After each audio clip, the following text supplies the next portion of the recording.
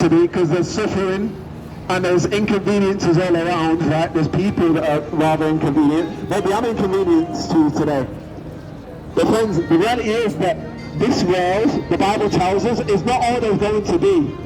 We're not just going to be in this world filled with cancers and suffering and premature deaths and all these terrible things which are truly terrible. That's not all there's going to be forever. We're told God's going to do something amazing one day in the future. We don't know when he's going to come though. And he's going to make all things new. New. I mean, you like the sound of that, don't you? Something new. Like when you're in a store and they want to make a new product that catches your eye, they put in big letters, new. And God says one day, all things are going to be made new. How? Well, new as in, well, we're just going to reset the clock like 5 years. No, this is something you've not seen before. Friends, God tells us that he is going to remake things and there'll be no more suffering, there'll be no more sin, there'll be no more evil. Friends, why would you not want to be there? Who wouldn't want to be in a world with no suffering and sin? Do you enjoy that? Well, I mean, you might say, yes, I live my sin. If you're honest, you probably would say, I live at least some of my sins. But friends, the reality is, sin is something which ruins your life. Sin will not make you happy in the long term. For a season, yes, it's pleasurable. For a season, it's nice to have attention for people, to have praise of others. But friends, how quickly does that fade away? How long does it take for that to be dissatisfactory? Friends, but there is something good God is going to usher in that does not fade away, that is not fleeting. And that is a new heavens and a new earth, a new creation.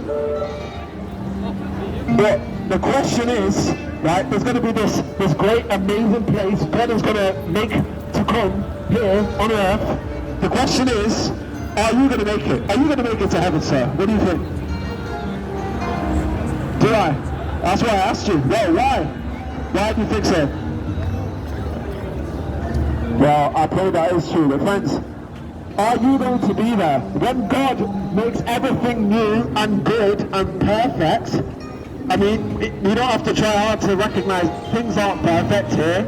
I don't have to persuade you of that, I hope. Things are not perfect. No matter how good your life may seem to be, your life is not perfect. Is it? I mean, is it? Is there anything, can anyone here truly say, there's nothing in my life that discontents me? Are you contented with everything in your life at the moment? No, friends. But there is going to be a world where there is a complete absence of what is not good. Do you want that? Do you want a world where there's nothing bad, no inconveniences? That sounds good, right?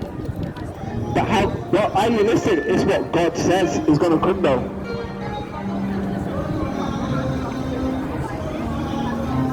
That's not true, miss. I think you're a bit misguided. Show me, please. But miss, you've made that up, I'm afraid.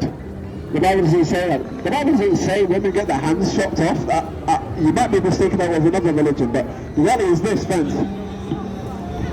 The Bible, you might say, oh, it's wishful thinking to think there's going to be a heaven where everything's good and perfect. But friends, was that not where this world once was? I mean, do we not all think this to some extent? Oh, the olden days were better. Well, maybe not. I mean, progressivism, that's the idea that we're just getting better and better. Evolution, right? We're just evolving. We're getting better and better and better. So we should be happier today than we were 10 years ago, right? Well, I think that's quite obviously not true. But friends, God is going to perform something that you've not seen before. There's going to be no suffering, no sickness. The question is, are you going to be there? And why should you be there? How can I get there? I mean, if you believe that you're going to make it to heaven, well, can you help me out? How can I get to heaven? What do you think? How can I make it to heaven? Friends, there are certain people who will be in heaven and others who will not. See, this is a very exclusive group here. That doesn't just say that, yes, I'll have the saints in among the Hitlers and all one happy family. No, friends. There is real justice with God.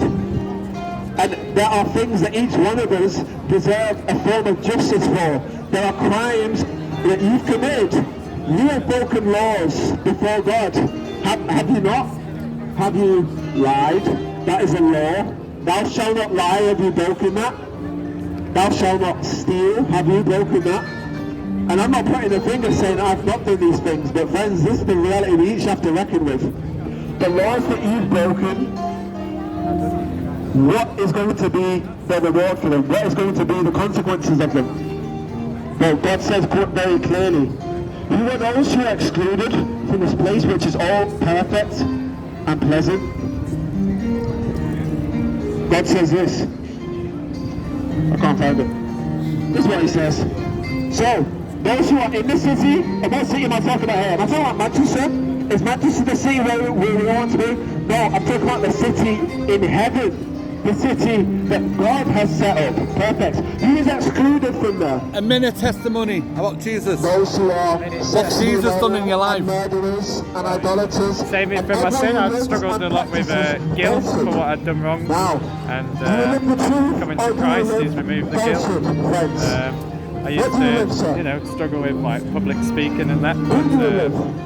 You're a good preacher. The Lord's You're a great teacher. given me boldness in trying Welcome to to the truth. God share the says, gospel and preaching the gospel on the streets and that heaven in itself. churches. Now, friends, Yeah, I I know I'm certainly forgiven. don't want I know you I'm to going be to heaven. excluded from because heaven. You might Jesus say, died. well, I'm going to have a party in heaven. That's what my friends Done are it going all to do, for right? it, It's going to be great. Thank you. Friends, God bless. I don't want you to wear that. And if you're really honest with yourself, friends, if you're actually being truthful, you don't want to go to hell. That's the reality. A testimony I don't about need to what persuade Jesus you has done that in your hell is life. not a good place to be. If you are those who are excluded from heaven and just go to hell, everyone who lives What? and practices falsehood. Amen. And what you doing now? I Now, wouldn't be here doesn't mean to if live it wasn't falsehood. because of him. What I do owe you my live? life to Oh, you Jesus. say, I love my spouse, I love my Amen to family. yourself. So how does that reflect itself? Well, you are committed to living your life Daughter or in a sister? way that is supportive of this person. You live someone, so you want to support them, right? In the same way, if you live falsehood, you're going to do what you can to uphold falsehood, right? And so, someone comes to you preaching things that you don't agree with, say about marriage or abortion, My testimony that I was homosexual, a prostitute, into drugs. I called on the name of the Lord, and 1 Jude 23, Jesus plucked me out the fire. Praise the Lord on it. Changed. Life has changed around. I think I'll continue in sin. If he died, I wouldn't be here now. So I give Jesus all the glory and praise. Amen. Isn't inclusivity a virtue? Now friends, here's the reality. If I'm going to include something which is going to destroy the very thing that you want to be included in, well, that's not something you want to include. So, why should those who live falsehood, the sexually immoral, why should they be excluded from heaven? Because heaven is good, and those things are not. To put something not good in a place that is good is to make that place no longer good.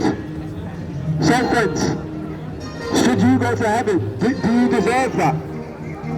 Well, the reality is, friends, if what you are living for now will not be in heaven, what makes you think you end up there yourself? Friends, if the things that you give yourself to, you give your money to, you give your attention to, you give your focus to, are the things that God does not approve of, what makes you think He'll approve of you, ultimately, in the end? And friends, whether or not I approve of you, well, that probably matters very little to you, because you don't know me. But God knows you fully and completely.